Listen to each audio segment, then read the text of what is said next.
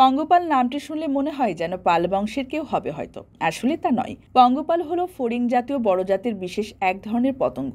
তবে এরা কিন্তু যেন তেন প্রাণী নয়, আশ্চর্য রকমের প্রাণী এরা। পঙ্গপাল লম্বায় প্রায় 3 ইঞ্চি পর্যন্ত হয়ে থাকে। এরা শরীরের পেছনের অংশ দিয়ে মাটিতে গর্ত করে সেখানে ডিম পাড়ে। এদের ডানার ক্ষমতা অসাধারণ। পৃথিবীর এক প্রান্ত থেকে আরেক প্রান্তে উড়ে যেতে এদের কোনোই অসুবিধা হয় না। আশ্চর্যের ব্যাপার হলো এরা যখন ঝাঁকে ঝাঁকে আকাশপথে উড়ে যায় তখন সূর্যের আলো পর্যন্ত ঢাকা পড়ে যায়।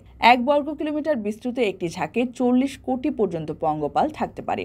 কৃষি ফসলের হাজারো শত্রু থাকলেও পঙ্গপালের মতো বড় শত্রু আর দ্বিতীয়টি নেই। কোটি কোটি পঙ্গপাল উড়ে এসে যেখানে বসে সেখানকার গাছপালার পাতা ও ফসল একদিনে খেয়ে সাবার করে ফেলে।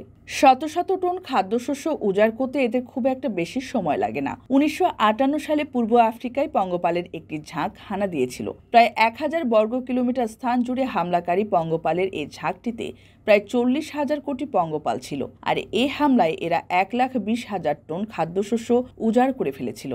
এদের ক্ষতি করার ক্ষমতা এতটাই বেশি যে এরা যে কোনো সময় যে কোনো দেশে দুর্ভিক্ষ সৃষ্টি করতে সক্ষম। ইচ্ছে করলে কোনো দেশ তার শত্রু দেশকে কাবু করতে আধুনিক যুদ্ধাস্ত্র ব্যবহার না করে এই রাক্ষসী প্রাণীটিকে ব্যবহার করতে পারে। এমন একটি ঘটনা বাস্তবেও কিন্তু ঘটেছে। দক্ষিণ আমেরিকার একটি দেশ তার শত্রু দেশকে ছারখার করতে রাক্ষসে এই প্রাণী পঙ্গপালকে ব্যবহার করেছিল।